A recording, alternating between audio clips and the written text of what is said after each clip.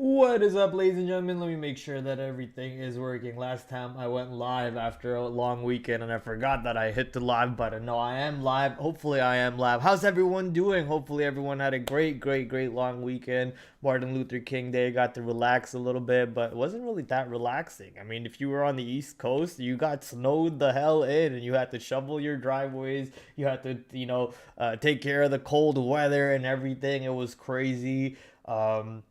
What did I do on the weekend? Pretty much stayed indoors and in the sports. Boy, lots of sports. We had NFL wild card weekend. That went pretty good for me. UFC's back up again. That was pretty fun.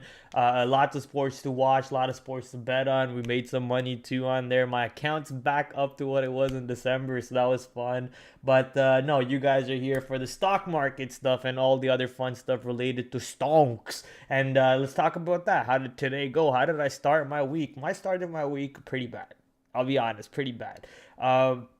Undisciplined, did not take profits when I needed to, did not hold the trades longer if when the trade was working. Just bad decision making overall. The three trades that I am going to show you, or I think four trades that I am going to show you, they don't look as bad. But the one trade that even if I show you, you're not gonna make any sense out of it. It's the buyout stock.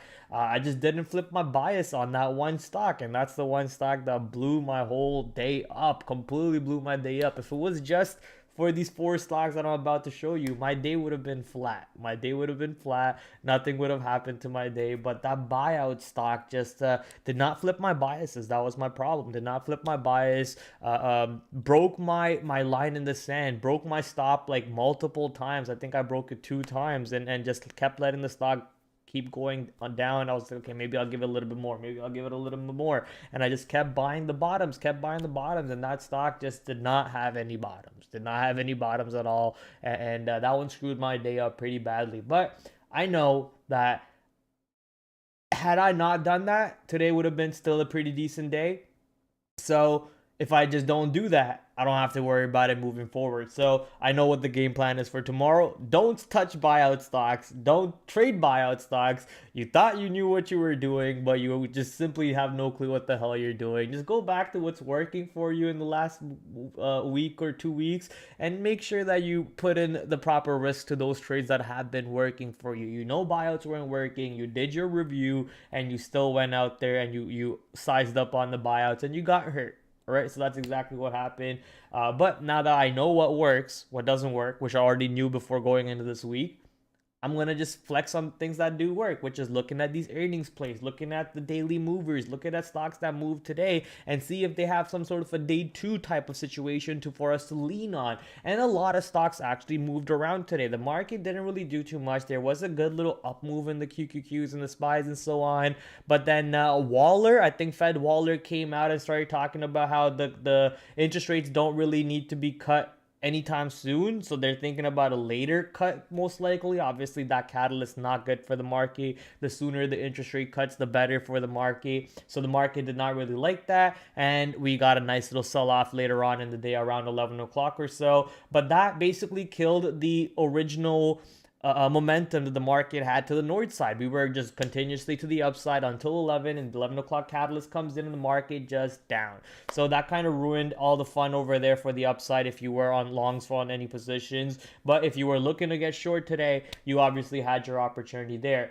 In terms of stocks that moved around, we have a good list of watch lists over here. Some of the stocks that might be moving around tomorrow based on earnings. Some stocks that moved around today off of earnings. Some stocks that didn't even have earnings and still moved around, like DUAC, like Disney, NIO kind of breaking the 52-week low. So we have a bunch of stocks over here for us to talk about. We're going to go through that right after we go through my trades over here, which are only like 4 or 5 trades, very minimum trades over here. So we'll talk about these trades and then we'll dive into the watch list. So let's get started. Before I do that though, let me take a look at my wonderful chat over here. We got Michael, we got Alex, TH, Josh, Ryan, and Dieter. What's up, everybody? Hopefully you guys all had a wonderful long weekend. Biotech stocks don't follow the market.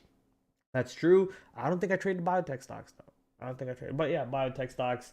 What do they trade on? XLV? What did Tony used to trade? You guys remember Tony? Tony used to talk about an ETF. think it was a leveraged biotech ETF. I forget. Lab U and Lab D. Lab U and Lab D. I miss Tony. I miss Tony. Today I was watching an Instagram reel on the way to work home.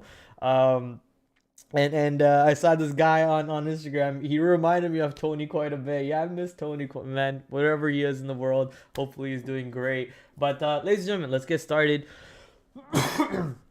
Let's get started with all things stock market. So today, my trades on the day, my winners to my losers. That's what we're gonna go to. But technically, I should have only had one loser here. No, two losers and two winners, and my day should have been flat. Technically should have had two winners, two losers. My day should have been flat, but that one buyout stock, actually I can just show it to you guys just so you guys see how absolute full Camela I went. You never go full Camela, okay? That's the number one rule. But I went full Camela today, and I paid the price for it on this buyout stock. Let me just pull up the trade for you. View original? Yeah, that's what I click. View original.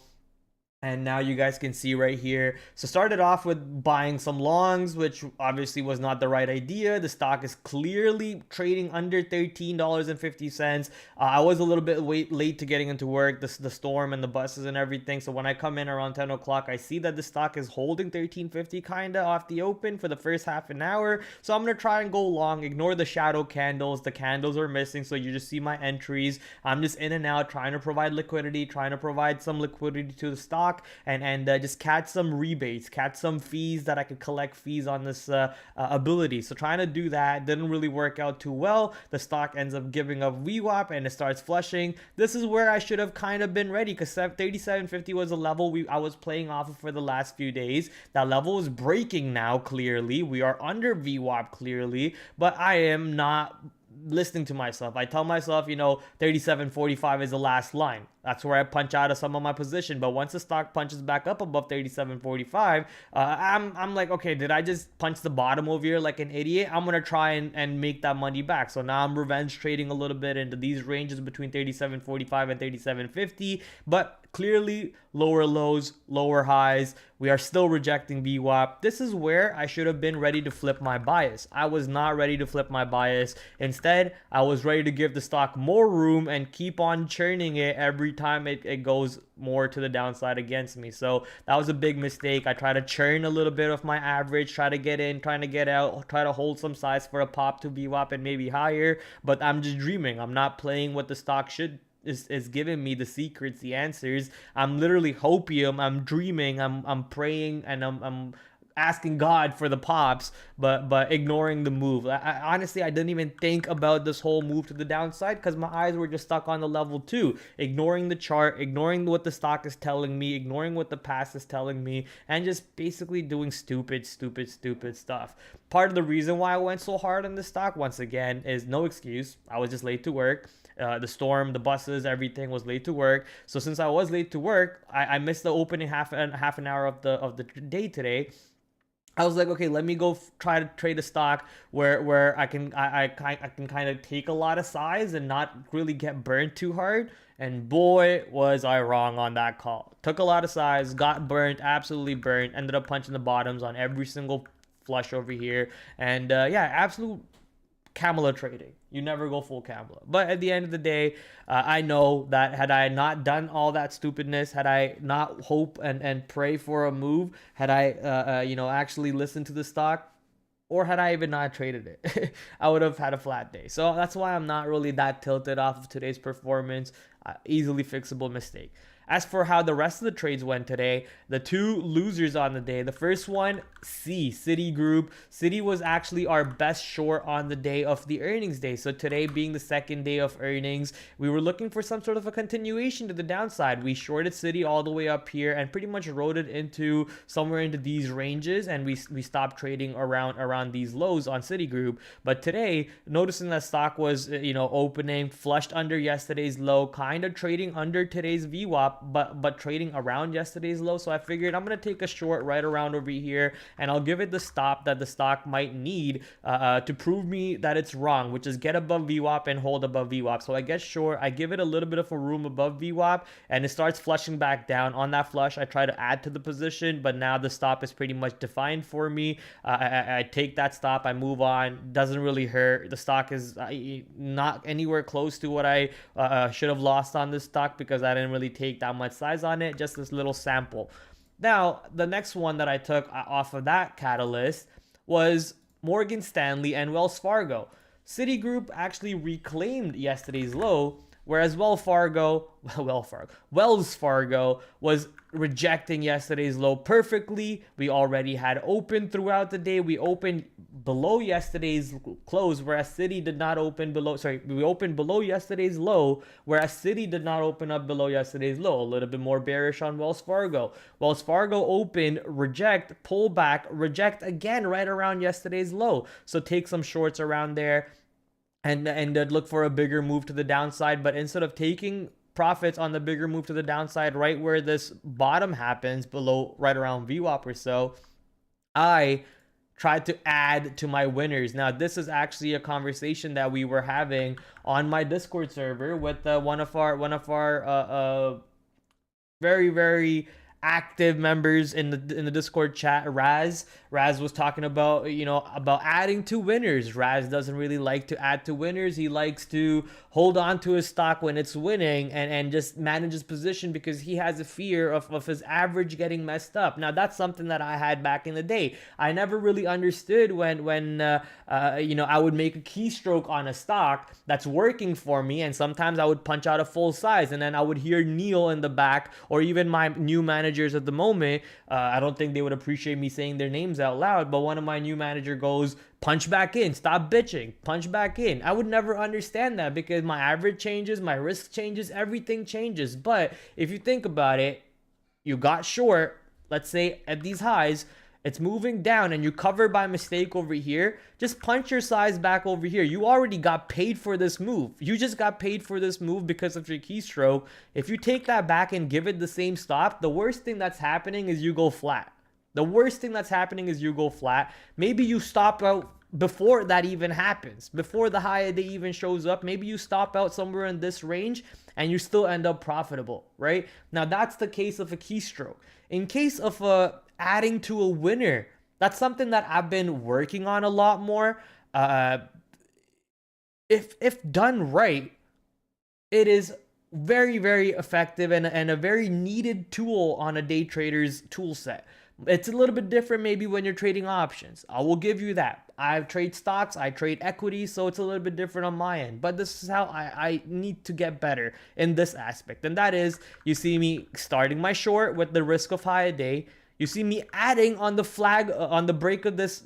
I mean, it's technically a bull flag, but it could also be looked at a bear flag because of down and the sideways consolidation. So taking the break of the flag over here, or consolidation lows, and then adding more on the VWAP flush like a moron instead of taking profits over here, because this is exactly where the stock has shown you that it bottomed out, right? It could easily go back to low a day, yes, if the market was really weak, but the market was strong. We are bottoming out in this area. So like in 88, I punch over here, and because I punch over here, I don't take profits. But what you should be doing is you add over here, you add over here, you add over here for that big move to low a day. Let's say it happens, right? But if it doesn't, you should have punched out of this lot right over here, right? Instead of having that big risk right back to high a day. The reason why I did not do that is because even with all my punches, the amount of size that I had I given the stock to high a day, I was only losing the amount of money that I'm okay with losing on a stock. So that's the reason why I didn't really punch out, and it allowed me to add to this trade a little bit more. I see the stock coming back into VWAP, not really doing anything more than this bottom. You see that bottom holding again. So I am out of this trade. Adios, sayonara. I don't want to be in this anymore. But what you technically should be doing is punching out of this lot right around over here when it comes back to VWAP and holds, and then maybe your full trade somewhere around these areas, which ends up being a flat trade to somewhat profitable, and then maybe you can look to come back. But clearly the stock is holding above VWAP. Yeah, it's down 1% on the day still, but it's still holding above VWAP. There's still a lot of buying in this area, and me shorting 47 just for a 30-cent drop wasn't really an A+ banger setup over there that I was thinking that the stock could have given me. But at the end of the day, good trade, profitable trade for me, and this is what I would kind of maybe help, I don't know if it helped you understand how to add to winners or not, but I would urge you to think about it more. I was always that trader who never added to his winners, and I would always take bit size in my entry, so I would never really make the money that I wanted to make. Right? Let's say I wanted to take 100 shares and I only take 25 shares. Now the stock actually flushes. Now I'm sitting there crying, oh my God, it's so much in the money, but I only have 25 shares. I don't really want to take profit. Now you're not really playing the move anymore. Now you're not really playing the expected move. Now you're not really playing the ATR. But if you take the right amount of size to begin your trade with, and if the trade is working, add hard, but your stop is still the same. You got to make sure when you're adding hard, when the stop hits, you're still okay with how much money you're losing. That way, who cares if your average is changing? If the stock is working for you and the expected move is reasonable for you, you can print on that. And the idea for that applies over here on Boeing. So for Boeing, in front of 200, Boeing has been getting slapped all day today. I think they got downgraded, so they've been getting slapped all day, kind of in front of 200. It consolidates, not really in front of 200, but it makes a move down to 200. There's a little bit of size in front of 200, so I get long. My condition to add to this trade is when it gets above 201, 201.50, somewhere around this consolidation area, and start showing me buying above that area. Not just on the first breakout. I wanted to break out above 201, 201.50, pull back and hold that 201, 201.50 on a pullback for me to think about adding into that trade, because that sets up like a perfect trend break, and that sets up for a beautiful move back to VWAP or even higher, where my risk ends up being currently at my entry over here, and where my risk was, it was about 11 cents, 20 cents at best. But had I gotten long, added to my 201, 201.50 areas, my risk is still on the break of 200. I'm not, getting stopped up before that, giving the stock the proper dollar risk, $2 risk for that big move. And when I had the entry over here, it was just a simple playing off of a front running size trade. And for that one, on the simple break of 200, I just punched out manually on that trade, which looks like wasn't really a bad call. Yeah, you could have gotten the 201 at the end of the day, but it did flush down to 199.61. So your risk kind of opens up over there. But the idea is to adding to a winner, you got to add it in the right way. You just don't add to a winner just because, oh, you're 50 cents of the money, let me add to the winner. No, this doesn't really break the pattern just yet for you to start adding to the trade either. So work on a system, work on the plan, work on the system. It's something that I'm working on too. So I can't really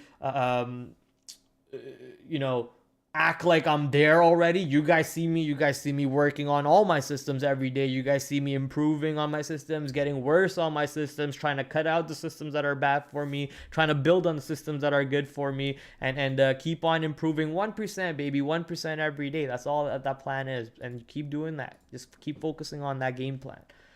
Morgan Stanley. So this one I would have loved to add it to the winner, but it wasn't a winner. So I got short on the low break of lower day around $86. It breaks 86 but doesn't really do anything. I get out of that trade instantly. I'm out.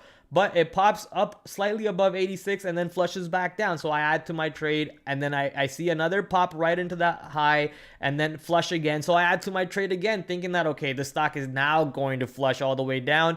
If pops up, I take my stop, and then later on I try some more shorts around VWAP. That one kind of doesn't really work out for me, but I'm holding up to this high area over here, add to my trade. But then when this trade is actually working is when I chicken out of this position completely and I start covering this position. So this one ends up being a little bit of a flat trade, honestly, because I make some money on this move, I make some money on this move, I lose some money on this move. But with the meat of the move, when the move came, I just wasn't participating in it because, I was playing a little emotional. I was like, maybe today's moves are just done. Maybe the stock just goes sideways all day like Wells Fargo. Maybe just, it's already 1 ATR. What am I expecting from Morgan Stanley? 2 ATR, 3 ATRs? Is that even in the realm of possibilities for this position? The stock announced earnings a couple days ago. It's not even today. Morgan Stanley actually announced today morning. Never mind, I'm wrong. Morgan Stanley announced earnings today, but clearly it's not wanting to do anything off the open. Pop, flush, consolidated. There's a good chance that the stock just goes VWAP all day, and I don't want to be part of that. So I punched out, ended up making the wrong call. I could have held some shares for that move, made the wrong call, missed out on a nice little opportunity to make money on Morgan Stanley, and I think this would have actually helped me not tilt on the buyout stock that I was showing you guys not too long ago. And that, ladies and gentlemen, ended up being our trades on the day. But hey, look alive, feel alive, be alive, trade better. All right. Well, you look better, but yeah, you look alive. Is that what you're talking about me? Oh, look alive, look better. What are you talking about, man? Let's see what are you guys talking about? Biotech stocks. Disney was a nice move today. Maybe Mouse goes up tomorrow. Yes, we do have that bad boy on the watch list. We'll take a look at that. What's the green band, Prad Bowl? Green band? Oh, on the charts. On the charts, it's a Bollinger Band. It's a Bollinger Band. I don't really look at these charts to trade, I'll be honest with you. But yeah, the green band is the Bollinger Bands. I was wondering what the hell you're talking about. BA back to that 200 level, watching reaction. Yes, BA also on the watch list for tomorrow for that 200 level. Really quick, I just want to thank you guys very, very, very, very much, because now we're able to monetize our streams and our YouTube account a little bit, and it wouldn't have been without you guys. Thank you for coming in. Thank you for watching. Thank you for hitting the like. Thank you for hitting subscribe, commenting on the videos on the offline. Sometimes Josh, sometimes John, sometimes even TH. All of you who comment in the offline comment section, you help with the algorithm. Thank you for all that, hitting the likes and everything. You guys help me get to that first milestone, and we're so close to the second milestone, which is complete partnership with YouTube, with YouTube, not YouTube, complete partnership with YouTube. And for that, it's 1,000 subscribers, and we're so close to that. So hit that subscribe if you haven't yet, if you think I deserve it, and keep on sharing with your friends and family. Would love to get that 1,000 subscribers and keep on building this channel. And yes, we now have memberships, so if you want to support me, you can click on this join button, which is probably also on the live stream just under. You can click on that join button right there and support me and join the TraderPrad family. So thank you, everybody. Just want to say appreciate all of you guys coming in, supporting me every single day. Would not have been possible, clearly, if no one was watching me. I would not have gotten the watch hours. I would have not got the subscribers. So love the support. You guys mean the world to me, and we're just getting started. To the moon, baby. To the moon we go. I like my name too, says Momo. I like your name too, Momo.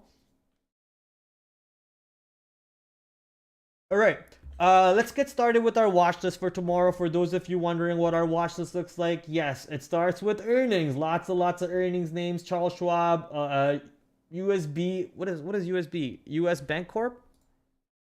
Yeah, US Bank Corp. So USB, US Bank Corp, Goldman Sachs, and IBKR, some of the stocks that announced earnings today after hours, some of the stocks that announced earnings today pre-market, some stocks that moved around basically, like JetBlue and Spirit Airlines are moving around quite a bit. The judge is blocking the deal over there. Baidu apparently did quite a bit of a volume today, or some amount of R-vol that it showed up in my trade idea scanner. We'll take a look at that. AMD made a pretty good move to start the day with, and then sadly did nothing afterwards, if I remember correctly. Disney on a straight incline to the upside today. DWAC popped up. I think it had to do something with Vivek Ramaswamy dropping out and endorsing Donald Trump.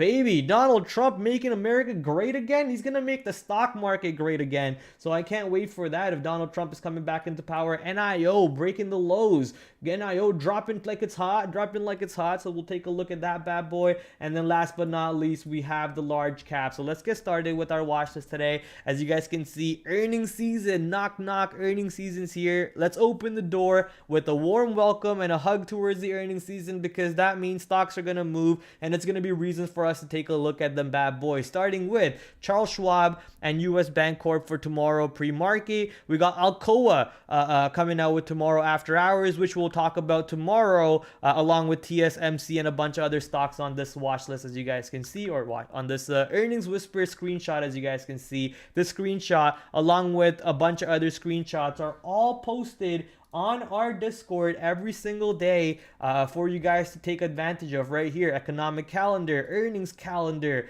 even stuff like my trade idea scans. I post my trade idea scans right there. You see Boeing doing 5 times RVOL today. That's crazy. A lot of stocks from the list over here have been put onto that watch list for us to take a look at, and also some of the stocks that are doing the most volume on the day, such as NIO. I take a look at it, I saw something happening, so I put them on the list. So make sure you are subscribed to our Discord server if you're not already. Don't miss out on some free, fun, amazing conversations always happening on there, even off market hours. Right now, Raz and me are having, not me, but a username ME. They're having a great conversation in there about improving their trading, getting better. I love watching that. I love watching the community growing. I love watching the community putting, discussing such amazing thoughts with each other.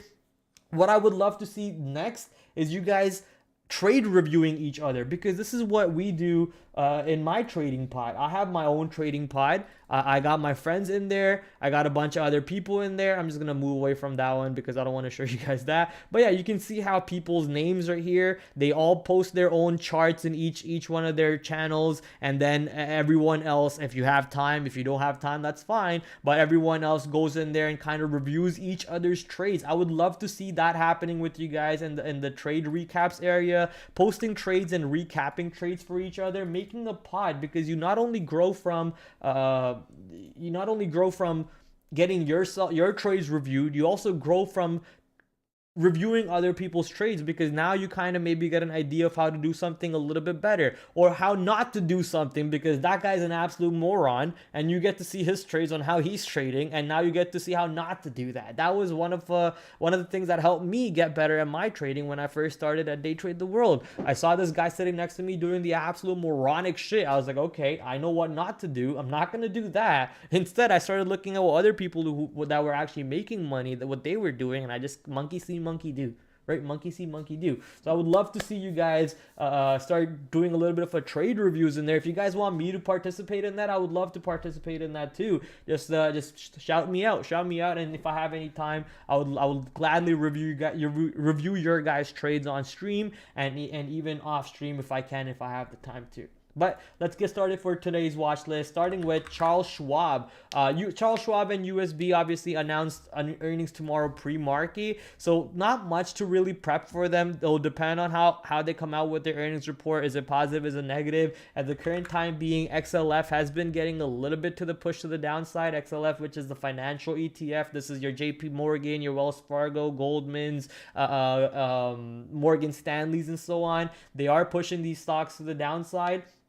So there's a good chance that Charles Schwab, if it does announce a negative earnings report, it sells off a little bit more, right? It sells off a little bit more to the downside. So be ready for that move. But if Charles Schwab does not have a negative earnings report and starts popping up, there could be some fun activity over here. I think Charles Schwab only moved down because of JP Morgan, Wells Fargo, Citigroup, and all of their banks. So if Charles Schwab actually has a decent earnings report, this sell-off will need to be corrected, and corrected fast. So I think that there's a move that Charles Schwab will give us to the upside tomorrow. I didn't even show you guys the chart. Let me show you the chart. There you go. I think there's a good correction coming in for Charles Schwab tomorrow, so take a look at that. Kind of thinking the same way on USB, but USB trades, I haven't really traded USB as much as Charles Schwab, your Morgan Stanleys, and your Goldman Sachs, and so on. This stock usually stays in the background for me, but I think the idea idea stands the same. If this stock has been selling off because the overall sector has been selling off, once its catalyst comes out, and if its catalyst is positive, it should correct itself and correct itself fast. But if the catalyst is negative and it's in line with what has been with all the other stocks in the same sector, which is negative, then there's a greater chance that this stock sells off to the downside, maybe all the way back down to previous earnings anchored VWAP right over here. There's a great chance that we flush right back to the downside over there. So watch out for that. Real quick, on a quick glance over here, USB out of its last 1, 2, 3, 4, 5, 6 earnings has 1 green and 5 red. 1, 2, 3, 4, 5. Yeah, 6, 5. Are you stupid? 5 red and 1 green. So if history is telling you anything, there's a great chance that this stock has another red earnings report incoming very, very soon, kind of going in line with its whole party. So look out for USB downside, look out for Charles Schwab downside, but I'll be ready for either direction. No bias right off the bat on either of these positions. Something that we have to do, though, for stocks that are announcing earnings pre-market is take a look at, what the hell? Take a look at the time that they announce their conference call. So what time is USB's conference call? It is at 8 a.m., which is good. That's exactly what we wanted to see. Conference call at 8 a.m. That's exactly what we want to see, because usually when these stocks have conference calls at 9:30, 11, you get some nasty pops and some nasty moves on these positions that can catch you off guard. I almost got caught off guard again this earnings season on Delta Airlines. Even though I did the research, I kind of forgot about the time that their earnings report came out. It gave me money, but I could have gotten screwed on that easily. Let's go to Charles Schwab over here. Charles Schwab calendar says business update call at 8:30 a.m. So kind of the same thing. They should be done by 9:30. So let's just pray that they are done by 9:30, and maybe they give us a good trading opportunity off the earnings call itself. Get out of here. So those are the only 2 stocks that we're kind of interested to see what happens in pre-market. Now let's go take a look at IBKR. IBKR that announced earnings today after hours. This is the move on the stock today. Looks pretty meh, right? It's stuck in this range overall. Earnings report. What does the earnings report looks like? It reported a slight miss on ER, and revenue was not that big of a hit. If I was to guess, just off of that red coloring that the stock has had, we are probably back into these ranges over here at $82 on IBKR. Let's take a look on the 5-minute chart. Ooh, we not back all the way to 82, but we are pushing all the way back towards that direction. So we did get a negative move on the earnings report. I kind of like playing stocks that announce earnings after hours, because you can kind of prep for them a little bit better than the stocks that announce earnings pre-market, unless you have a great discipline where you wake up early, get into work early, and all that fun stuff. But I fail at that part still. I'm trying. Trust me, I'm trying. Let me take a quick look at the chat over here, because Jedi's in the house. Sub Jedi. It's always a flight issue, but it gets bought up every time for as long as I remember. Alex, what stock are you talking about? Prad, how's been your trading, your learning curve with trading? Great. Absolutely great. I mean, as I'll be a little honest, maybe. When I first joined trading, 2019, end of 2019, it was learning. I was having a great time. 2020 market kicked off, was nasty. So many opportunities to make money. 2020 COVID hit, so I had to take a little bit of a break because COVID. But then I came back, was doing good, was doing great. And then Trader TV Live happened, right? Where I was just not able to focus on my trading as much. I was focusing more on being an entertainer because of the lies some people told me. So I was focusing on more of being an entertainer, not as much as a trader. But then I realized that doing that, you're not really making money off of trading. You're making money off of entertaining people.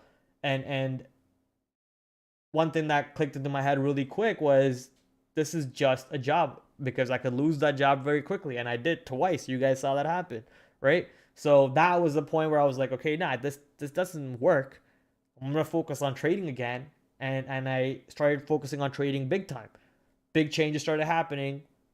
And then now I'm at a new prop firm again. Even bigger changes happening, and I'm on a whole different regiment. So the plan is just to focus on yourself. Focus on yourself. Focus on what you want to be, on who you want to be, and you can make that learning curve as sharp or as shallow as you want it to be. Shallow, is that the right word? Is shallow the right word? As sharp as you want the learning curve to be, or as plateaued as you want it to be. Right? You can plateau the curve all you want. That's up to you. Or you can make it as steep as you want. That's also up to you. And I'm on that hill right now. I'm jogging up this hill at a pace that I don't even know if I can make it happen. But we're gonna keep trying. We're gonna keep trying. Either I get burnt out and I die, or I make it happen, and you guys will hear about it very soon. So yeah, my learning curve with trading has been on fire. It's been on fire. Staying disciplined, doing my watch list every day. You guys see it on streams. Sticking to my trading plan. Today I did not, but sticking to my trading plan for the most part. Trying to improve every aspect of like discipline I can through life. Like kind of like making your bed, sauna, cold showers, right? Doing all that fun stuff. Just getting better every single way that you can. Not just through trading. Outside of life, outside of trading. And helping that bleed into my learning curve. Currently, I don't know where is my learning curve. If you don't know where your learning curve is, time to plot it. Time to plot your chart. Time to plot your growth chart. See where you are. See where you want it to be. Are you there yet? If you're not, what are the steps that needed to be taken? Give yourself a deadline. By this time, I want to be here. And what are the steps to get there? And then cut that time into maybe 4 chunk slots, 4 time slots, and then give yourself smaller goals in those time slots. This, and I want to get to this part. Smaller goals in those time slots, and then start writing shit down. I have a whiteboard over here that I stole from my dad, that I got stuff written on there, and check mark, right? Just check mark. Or use apps like Notion. Notion is a great app that you can have a to-do can board and everything. So use apps that can help you for that too. Figure out where your learning curve is. If you're not learning, you're not growing. If you're not growing, you're dying. Damn, I could be a motivational speaker. Maybe that's my next job.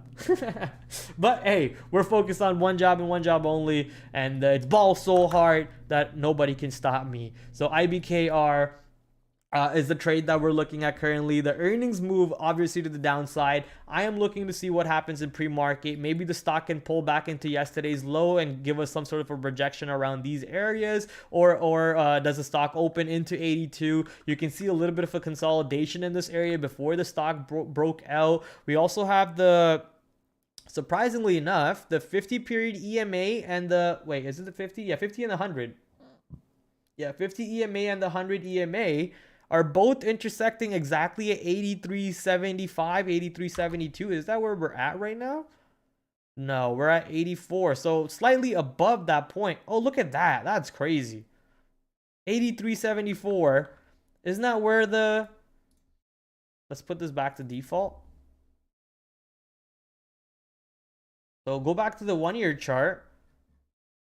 Right? Look at that. Isn't that crazy?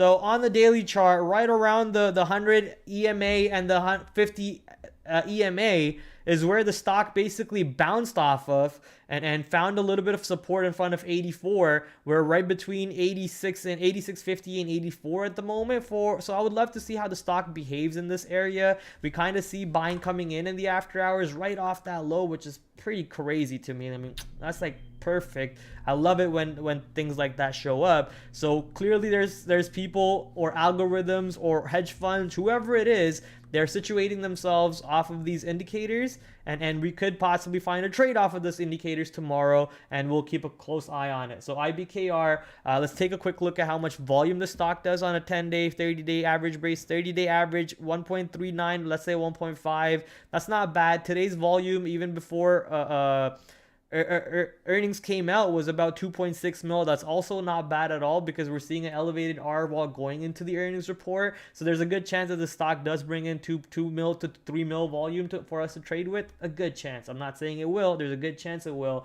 So if it does, let's get ready for that opportunity. Some of the trades that I'm looking at, pull back into yesterday's low, rejecting yesterday's low. If the stock is above yesterday's low after flushing on the earnings report, it's not that bearish anymore. It kind of negates our bearish thesis. Honestly, if it's even getting back above 86 over here, I'll start questioning myself, is this a short anymore? But we can wait till 87, 86.50 or so. So I'm watching that level on IBKR as a resistance, which is 86.75. As for support, we already saw what happened on that after our move. I'm going to put 83.75, which is the 50 and 100 EMA on daily. Putting that in my notes for support. So taking a look at what happens over here. And also we have that beautiful 82 area. 82 previous earnings anchor VWAP. Previous earnings anchor VWAP area to kind of see what happens. If buying shows up in front of this 82 area, there could be some good longs over here. But if 82 does not show up as buying and we start selling off even more than that, which will be a little bit questionable because that's more than one ATR for the stock, way more than one ATR. So it'll be a little bit questionable to see the stock go below 82. Say that we open somewhere around this area. I'm probably expecting bounces off of 82, but if 82 does not hold, then there's some clean shorts off of that level coming in. As for my inflection tomorrow, it's going to be that 84 bottom that we created at the after hours. That's that 83.75, 84 area. That's going to be my inflection that I'm going to be watching. Stock flushed on ER, possible short if stock is not near 82 yet. 82 around open. If stock is opening at 82, wait to see what pattern forms. So for the bearish bullish ideas, bearish under 84, bullish above 82, bearish below 82, and I forgot to put the main one, which is in case the stock pops up to the north side at yesterday's low. Oh, I can't type for God's sake. This app sometimes is pretty annoying. Bearish below 86.70. 75, whatever. And the color of importance is pretty high.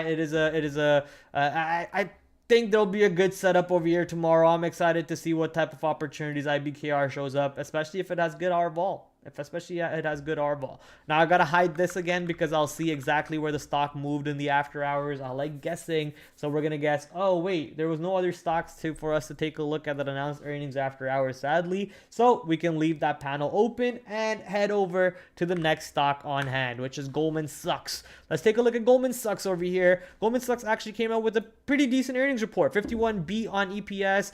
Whoa. Holy, 51% beat on EPS, 4%, 5% beat on revenue. That's a monster beat on EPS. Maybe something to do with interest rate changes? Higher interest rates? I don't know. You guys tell me about how that happened on this stock. But yeah, pretty big beat on EPS. Clearly did not help the stock do anything. The sector was pretty weak, I guess. I mean, it did try to go up. Didn't really do too much around yesterday's high. Kind of struggled around yesterday's high and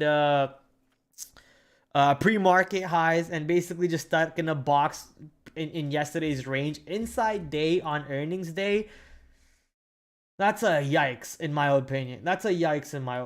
Okay, you want to see the stock break out of its ranges on earnings, with the catalyst, with the extra volume coming into it. This one just did not do that. So now it's opening up some interesting opportunities, probably to the downside, in my opinion. I'm a little bearish because it had an inside day. It was not able to take out that 387.50 high. Is that the all-time high? It's not the all-time high, but it's a 52-week high, and you were not even able to break out of this range high for the north side. Maybe go see 400, maybe see 390. Nope, no chance apparently. So the question is, what happens on a swing right back to the downside in this range low?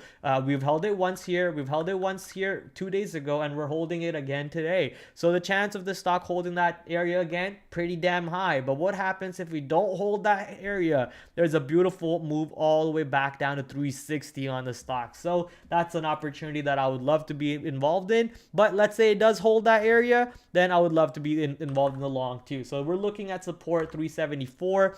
We're looking at resistance somewhere around halfway through today's range, which is around, it says 375, let's say, is today's low, 385 is today's high. So somewhere around in between that range, you could look as your first resistance area. But I'm just going to keep watching the whole range of today, because if it does bounce off of this low, there's a, I think, good chance that we see tomorrow the stock going back into that high. Just going back into that high because of how big the earnings report was. This whole up and down move that we saw on the stock today could have just been because of the interest rate change decisions that Waller was talking about. If it wasn't for that, the stock would not have broke down at all and just kept marching up even past 11 o'clock. Right there, 11 o'clock, double tops and starts selling off and kind of just normalizes its move. But have that 11 o'clock comment not come out from Fed Waller, this stock probably would not have returned to the downside at all. So on that note, I think if we are holding anywhere of today's lows, we're going back to tomorrow's highs and probably going higher than that. So that's an opportunity that you need to watch out for also. So on that note, resistance is 385 for me. I'm not really looking for in between. I don't really care about the inside day anymore. We had an inside day yesterday to today and the day before that, so I don't care about that. I want to wait at the extremes. Can we break out and then show me the breakout of the next range box high? Can we? If not, I don't care. So we're looking at these couple ranges. The inflection area is 374. Stock looks to be holding a range, but even with earnings had no big move, so could be a nothing burger. Just wait at the edges for a trade. Bullish above 374, bearish below 374. Bullish above, I'm not going to say 380. I mean, you could take the 385 long, but then you might just have more trouble at 390. So why not just wait at 390? Bullish above 390. Bearish below 390. Bearish below 385. That's in case if it pushes to 385 and starts rejecting at 385. Okay, Goldman Sachs importance pretty high, but the chances of me trading it pretty low, mainly because how a high notional value that stock is. I can just go trade Morgan Stanley, which is clearly selling off on a day 2 move over here. So if there's a day 3 move, I would love to be part of that. So let me just quickly put that in my notes. MS, big sell on day 2. Look for a possible day 3 trade. Look for some support areas. Today's low 85 area. Today's high, don't think we go anywhere back to today's high. I think somewhere after this gap range, somewhere around 86. Yeah, right around where we closed would be the first wall or first defense, in my opinion. Look how we consolidated over here after the open till 11, 12 o'clock. So I think this area would be my first rejection.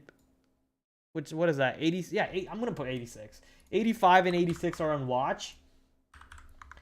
Support being 85 or 84.80. 84.80 being support. Resistance being 86.15. Inflection being basically 85 area. Bearish below 85. Bullish above 85. Bearish below 86.15. I'm just gonna put 86, and not really bullish above 86, because I'm gonna be waiting at 88 to short the shit out of the stock. So resistance after 86.15. I'm gonna wait. I'm gonna put 88 in my notes. Morgan Stanley importance high orange. Let's see what you guys are talking about. Kramer supposedly said market ready for pullback. Oh, then we're going to all-time highs. Then we're going to all-time highs. It's over. It's over. Bottoms are in. Bottoms are in. Bottoms are in. Thank you, Kramer. Thank you, Kramer. Yeah, bottoms are in. Buy up your positions and enjoy your longs from here on out, ladies and gentlemen. Enjoy your longs. Let me try this. Let me see if this one works. Apparently, I can trigger ads with this button. Did you guys get an ad? Let me know if you guys get an ad from that. And I'm going to hit my ad button over here to be safe.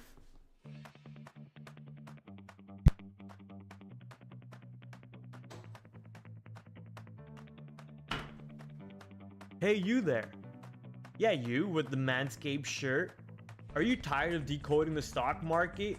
Are you looking like this guy always lost after every single day? Well, look no further. Today, we got a brand new offer for you from TraderSync. This software will help you identify exactly where you're losing, where you're winning, and how to maximize your profits. Use code PRAD15 at the checkout. If you start journaling your trades, you will start trading better and you will start looking like this guy. So what are you waiting for? Go on out there, go get yourself a TraderSync discount, use code PRAD15, and they also have a Black Friday sale going on with 65% off. Don't be late.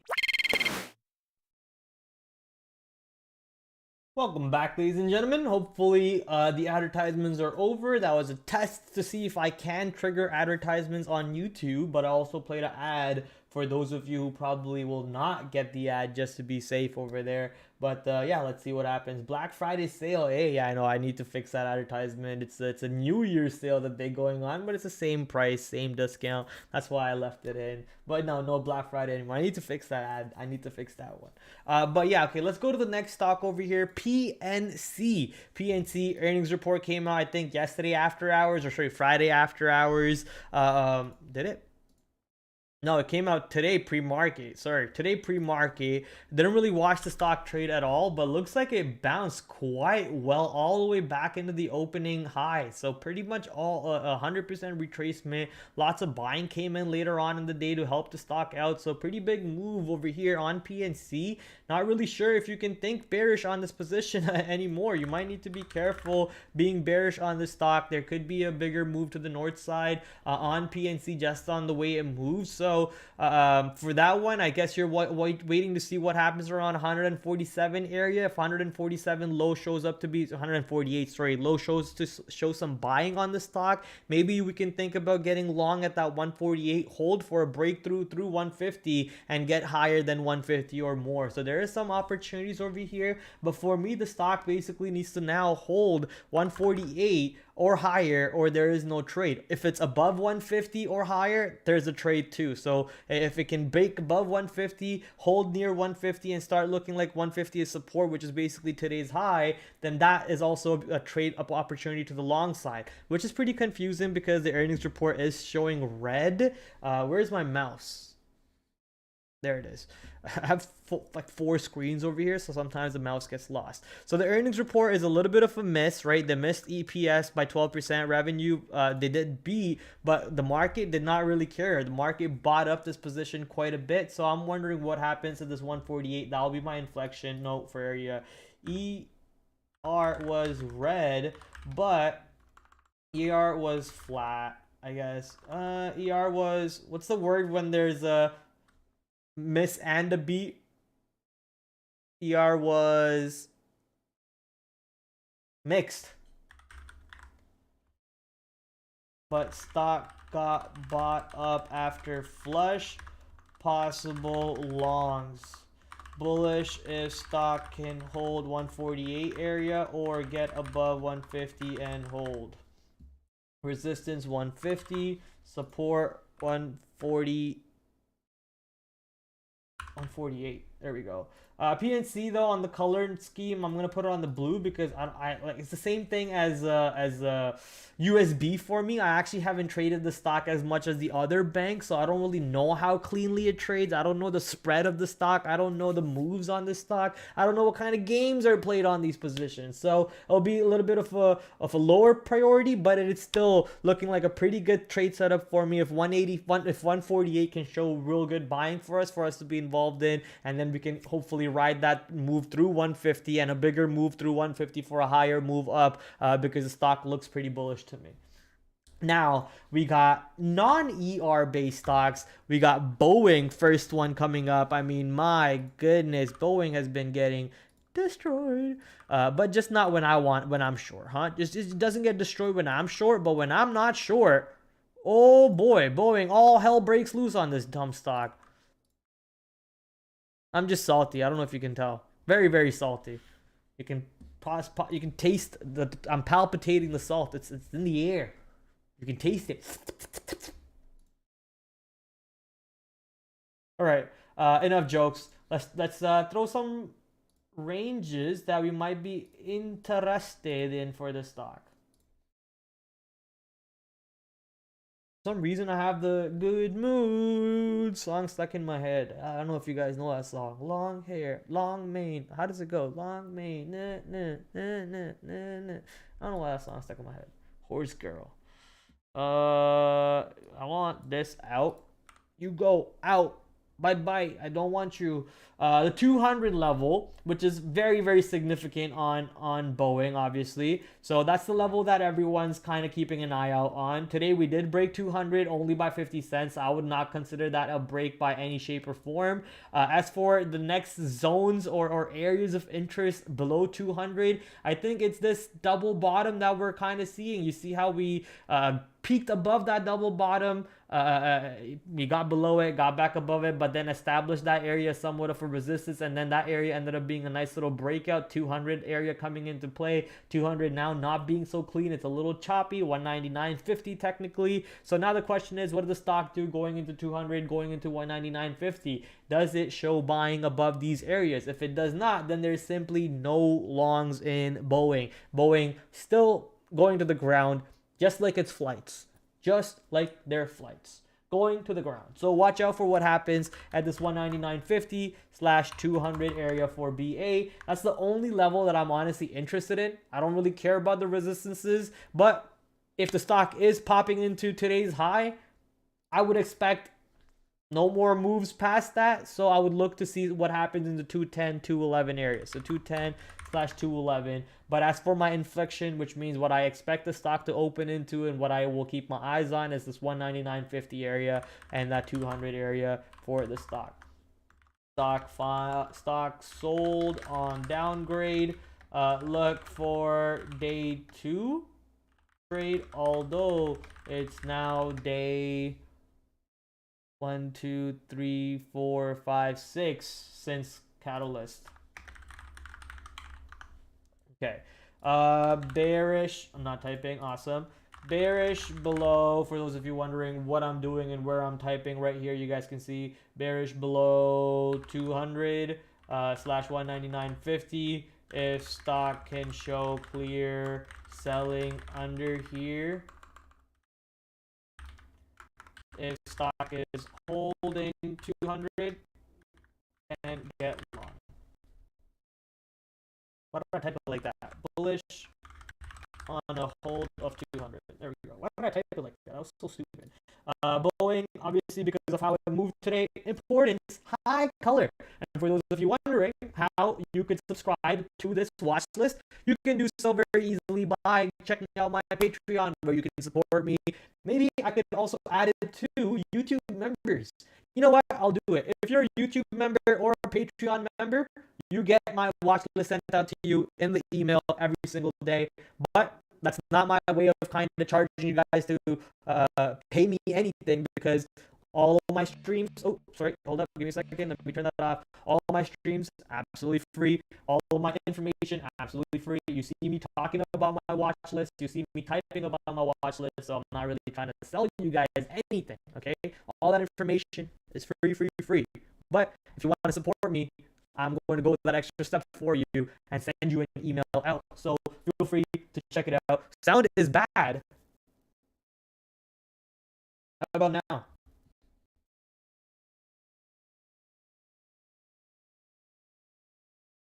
Mic test, mic test. Hopefully it's not as bad. Yikes. Hopefully it's not as bad. But if you guys want to support me, you can do so by becoming a member on YouTube or on Patreon. Either or spot, doesn't matter. Okay.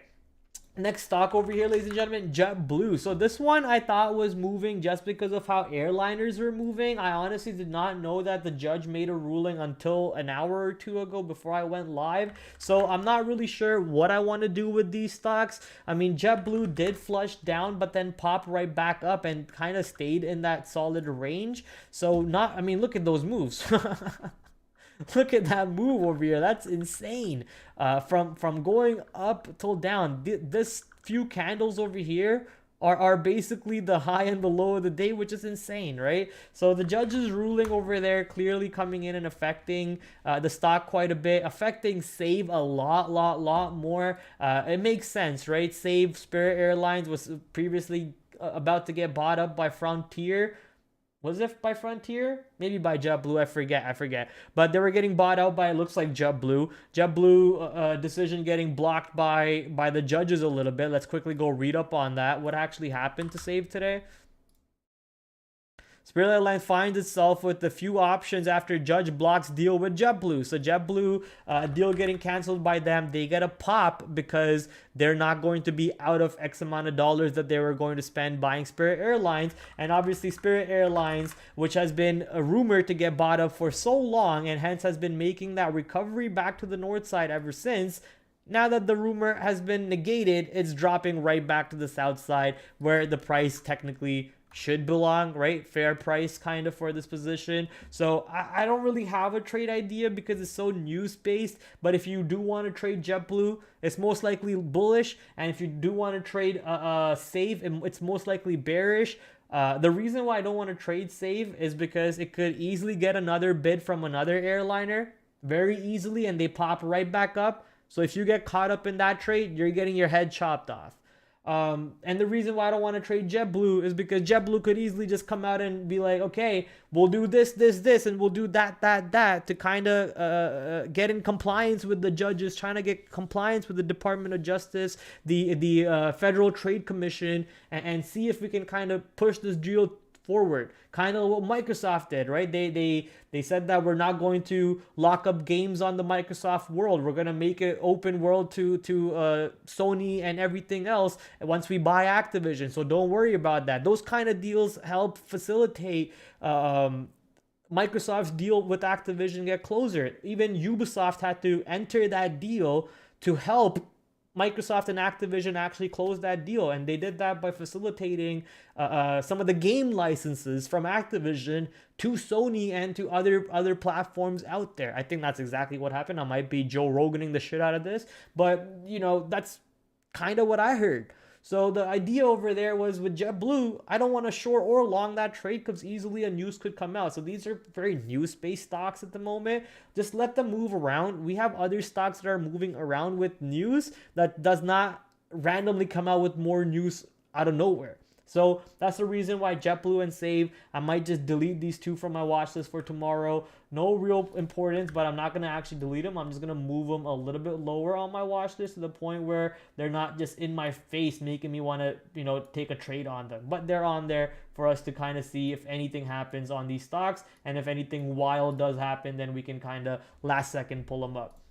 Now that we're on the airliner section, let's go to the airline that actually came out with the earnings report, but has been selling off ever since. The earnings report was green. They came out with a 10% beat on EPS. They came out with a 1% beat on revenue, but ever since, the stock has been just flushing to the downside, sadly, and even bigger move right into this previous consolidation area. Looks like we just bounced shy of the I guess not shy. We broke the previous earnings anchored VWAP, and then we got back above it, kind of showing that there's a possible buying opportunity over here around this anchored VWAP. So multiple opportunities to see what happens on Delta Airlines. Did I say Dallas? I probably said Dallas. Multiple opportunities over here on Delta opening up. Possible shorts on pops, especially if the stock pops back into previous range lows over here to look for a bigger continuation down. I kind of like how the stock is exactly near today's high, which is also right into these areas. So look out to see what happens at 38 area on Delta. If the stock is not able to get above 38 and hold 38, maybe there's an opportunity to get short. Bearish on failure to get above and hold 38. Infliction 38.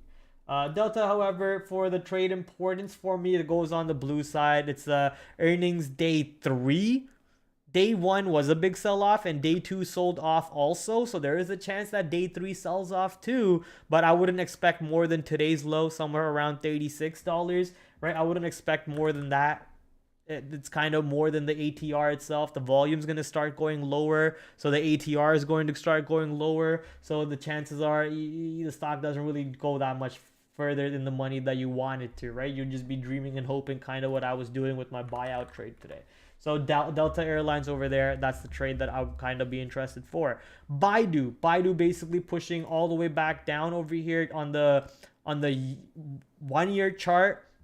So on the 1 year chart, breaking that 52-week lows and kind of getting ready to show some weakness around the 52-week lows. So getting excited to see what Baidu wants to do. Possible shorts on pullbacks into 106 area and possible shorts on the move down below 101, 102. Let's just say maybe we can even wait for 100, but I think by the time the stock goes to 100, it's too late. It's also an Asian stock. It's very possible that the stock goes to that area in the Asian market, and then in pre-market it catches up and we don't even have a trade off that area. So I'm just going to put this 106 and then today's low at 103 on the watch list for now, and then kind of revamp this watch list to see how the Asian markets move Baidu tomorrow going into pre-market, and then we'll revamp this the stock for tomorrow. Going on to the next next stock on the watch list, it is AMD. And my God, if it wasn't for that 11 o'clock catalyst today, I don't think AMD would have stopped at all. AMD would have just kept on marching to the north side. It does pull back to VWAP and then bounces off of VWAP. Just shows you how much strength AMD has had. I don't know what the catalyst was. I think AMD was just an upgrade. AMD shares rise after KeyBank raises price target. Yeah, it was just an upgrade, price target boost, and boy did they boost on every other aspect on on the stock, because that's crazy moves over here. I mean, AMD's pretty much going into all-time highs here. Damn it, I sold the stock before going to all-time high. I'm an idiot. I held the stock down to $54 and I sold the stock before it goes to all-time high. I'm an idiota. Idiota. It's okay. What we learn, we make mistakes and we learn from them. But the plan is for tomorrow, what does the stock look like? Honestly, I have no idea what the stock looks like tomorrow. I have no plans. I might have to wait for pre-market for this one, ladies and gentlemen. AMD's move today was pretty insane. You would technically want it to show some support right around today's VWAP. Today's VWAP indicates where the best price for all of the action today was. If you kind of understand that thesis, what happened? Who's messaging me? Stop messaging me. It was maybe my mom's messaging me for stop screaming. Oh. Chicken enchiladas. Nice stream. Oh, thank you, Sky. But yeah, maybe don't message me when I'm streaming. I get distracted, okay? AMD. If you understand the concept over there, the idea is the stock this is the best average price for everyone that got involved today. If this stock is below the big buyer's average price, what does that big buyer do? Do they start cutting down their size a little bit, or do they start buying the stock more when it pulls back into this VWAP area? Do they start averaging more into their trade? Is their plan a little bit bigger? Do they have a bigger game plan? If they do, they might be buying for 3 days in a row, 4 days in a row. That's why we like to look for day 1, day 2, day 3 plays. A hedge fund manager or a hedge fund intern, whoever it is, it's very rare that they end up buying all the position of a stock that they need to in the same day. It takes a span of 2, 3, 4 days, weeks, months even sometimes. There's a great example in the Anchored VWAP book from Brian Shannon, where he talks about a Warren Buffett example, where how Warren Buffett had to buy stocks of I think it was Oxy. Maybe it wasn't Oxy. I think it was Coca-Cola. I think it was Coca-Cola, but let's take Oxy for an example. If you were to draw an anchored VWAP, ever since Buffett purchased Oxy, you know what? Let's do the actual test.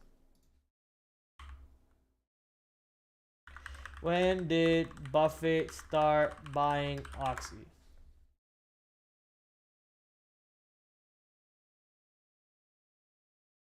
Let's do the test so it doesn't look like I'm just talking out of my butt over here, right?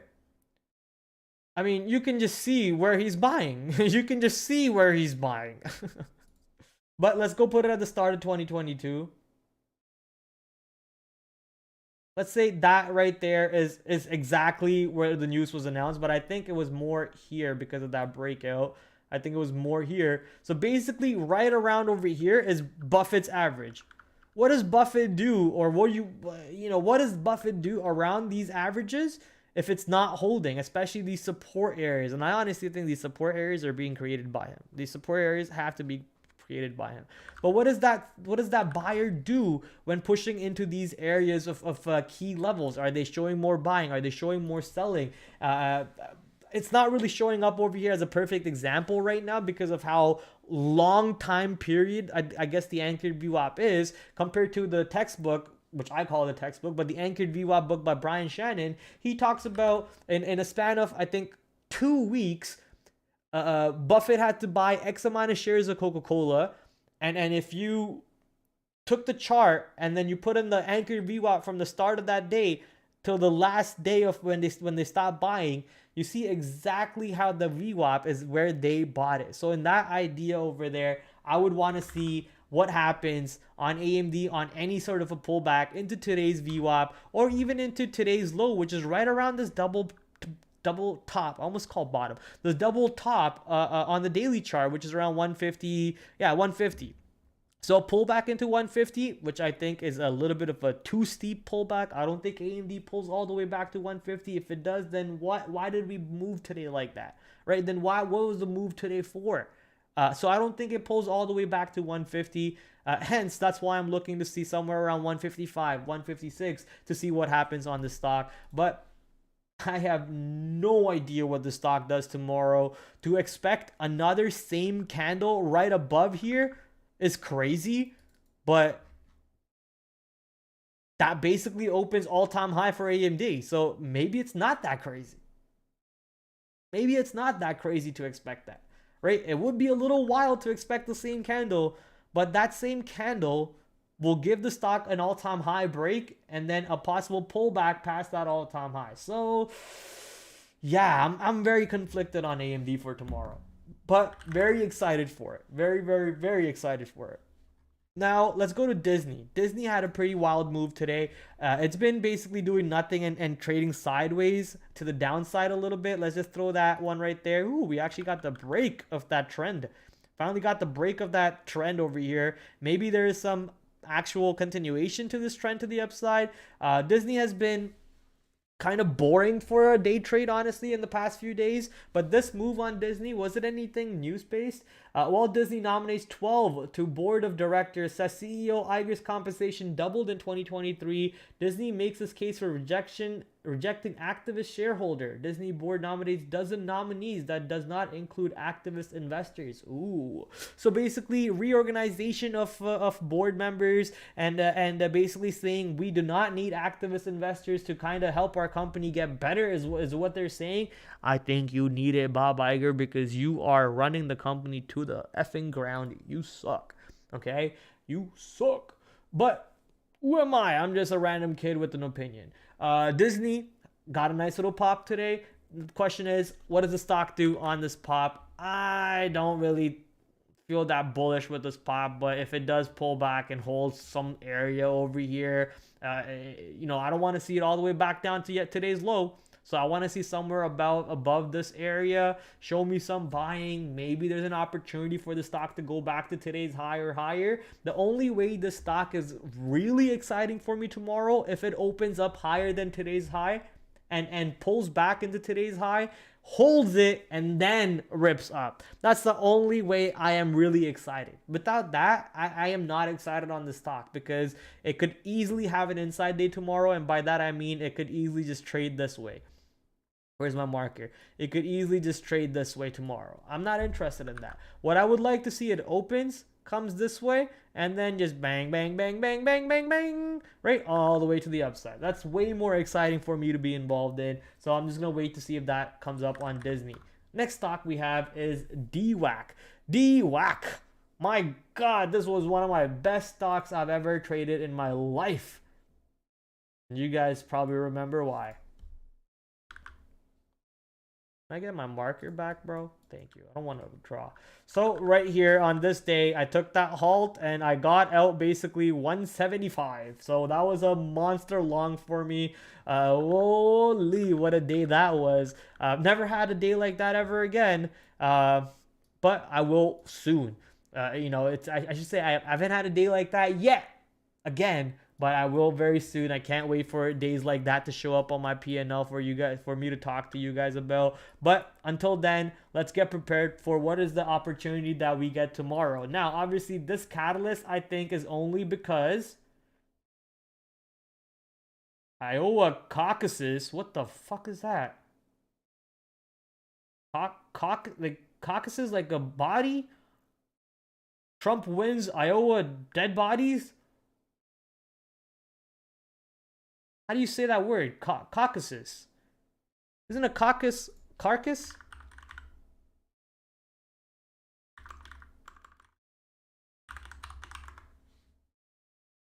Oh, that's how you spell it. Carcass. Ah. Deceased body of an animal. Okay, carcass. What the hell was that? CAU caucus.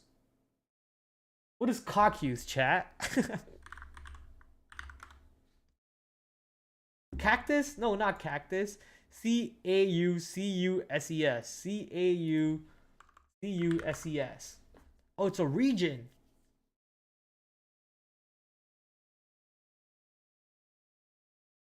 What? Georgia, Azerbaijan?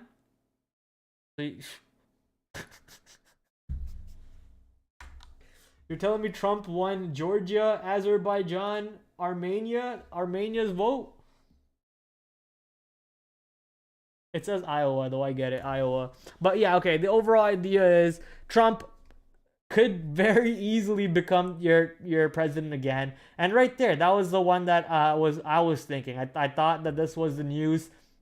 Vivek Ramaswamy is no longer going to be running for the president campaign and is fully endorsing President Trump for the re-election. I will say this: Trump for re-election, and if he wins, will be great news for the stock market. Stock markets when Trump was president was amazing. If he wins again, I'm excited to see what happens on the market. And in parts of the political debate, that I'm not having, because I just don't want to have political conversations, right? I just don't want to have political conversations. But in terms of what he can do for the stock market, I am very excited if he wins. And who's the other running candidates? Who's even the other running candidates? Like Biden's not winning. Brandon's not winning, dude. Fuck Brandon. Brandon's not winning. All right, let's go to NIO. NIO breaking that beautiful low at that, what is that, $6, $6.50, $7, sorry, $7 low, and pushing the downside now, getting ready to see if we can get a pullback into 7, reject the 7 for us to short into. This stock, I will have to move it up my watch list a little bit, because I'm interested to see what this stock can give us tomorrow on the trade side. Let me just quickly color orange. NIO resistance 7, support around today's low, which is what, 645, basically 50-cent range we're watching. I'm watching 7, and then I'm watching 645, so I'm not going to put anything on inflection notes, nothing really needed. Bearish below 7, bullish above 645, bearish below 645. All right, so now NIO clearly downwards move, reject. The stock has pulled quite a way back after looking like it wants to hold this area. We were looking at that 7, 8, 9, 10 areas too, but more downside moves coming in. Looks bearish enough for us to be involved in, and that ends up being the last stock on the watch list. I know I have Apple, Microsoft, Meta, but I think honestly, if you're watching Apple, Microsoft, Meta right now, I'm sorry for the lack of a better word, you are an idiot. Like you're just an idiot. AMD makes sense. Microsoft, Nvidia makes sense. Apple does not make sense. Like, look at where the QQQ is. Look how QQQ is just inside day for the last 3 days. Look at where the SPY is. It's just like doing nothing for the last 3 days. God damn, I can't type.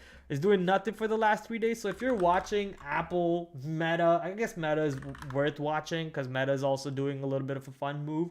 But basically, if you're watching Apple or Google, you're an idiot. You're not watching the right stocks. You're simply not watching the right stocks. Stocks like Nvidia, stocks like AMD, these are the positions that you might want to keep an eye out for when it comes to the large cap. Tesla is like the one of those unicorn stocks that you can kind of look at every day. But even then, I would not say that you look at Tesla every day, right? Tesla is just not a stock that's in play every day. It's just that unicorn stock that does so much volume every day and has such a big variance of a move in one day. It's like a $10 ATR. So as long as you're trading at the ranges, there's a great chance that you can just print money on this stock because of how much it moves in a day. But besides that, Tesla is also not the one to keep your eyes on. For tomorrow, I think if it's a large tech stock that you want to look at, it's your AMD, Nvidia, and maybe Microsoft, but AMD and Nvidia are your large cap stocks that you need to keep an eye out for tomorrow. QQQ pretty much stuck in the range over here at the all-time highs. S&P 500 has yet to break out the all-time high, if I remember correctly. Yep, yet to break out the all-time high on S&P 500. IWM still being weak compared to the rest of the two. The Boeing has brought down the Dow Jones, which is DIA, the diamonds. The Dow Jones Industrial has been brought down quite a bit today thanks to Boeing. So most likely more continuation on the Dow to the downside with Boeing's help over there. So possible weakness to keep an eye out for. So yeah, watch out for that. Nvidia and Meta, Microsoft is outperforming by far. Exactly, yeah. Nvidia, Meta, AMD makes sense.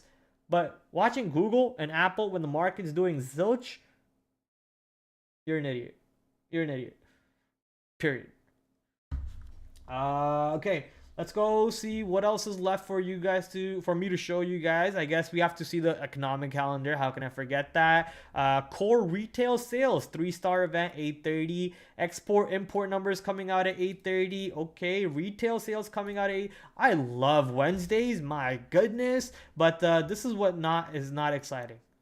We got lots of Fed members coming up on mic over there. I guess only 2, not 3. We got one at that's pretty close to the closing time. I guess that doesn't really matter to me.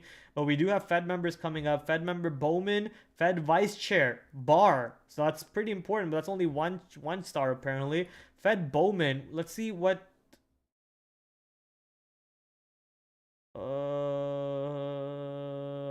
There we go.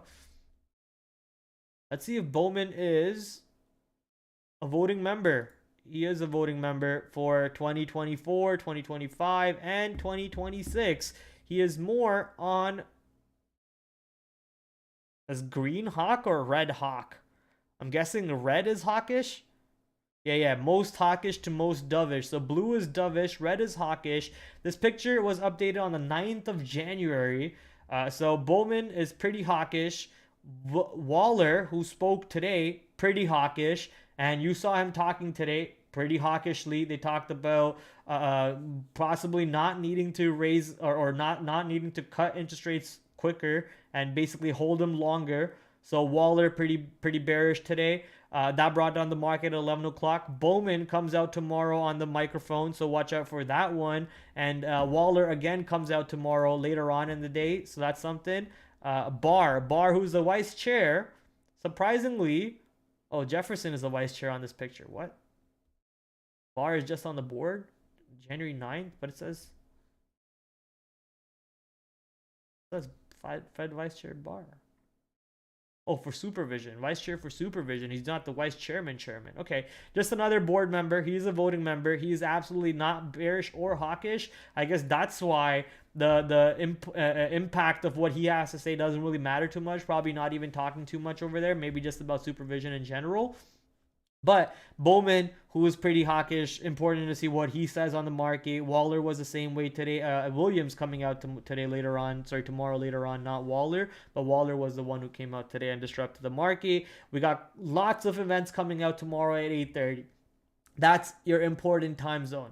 You want to possibly maybe even be ready to make a trade at 8:30. If the market starts moving around at 8:30, there's a good chance that it sets the tone, the trend, the direction for the rest of the day. And then maybe this guy screws it up for us, right? But we expect some sort of a move coming in at 8:30 because of the amount of economic data coming out at 8:30. So keep your eyes peeled for that time period. Once again, for those of you interested for that economic calendar, you can join our Discord where we all have lots of great fun conversations every single day, 9 o'clock, I guess all day basically, because we talk after hours too, and we're all just trying to grow just that 1% better. So come join the party and get 1% better yourself. Looking at the IPO calendar, don't really see anything that I like. Bilingus came in limited. Bilingus, okay. SUBL, not really sure what. 360,000 shares. How are you even allowed to go public with that? Scam.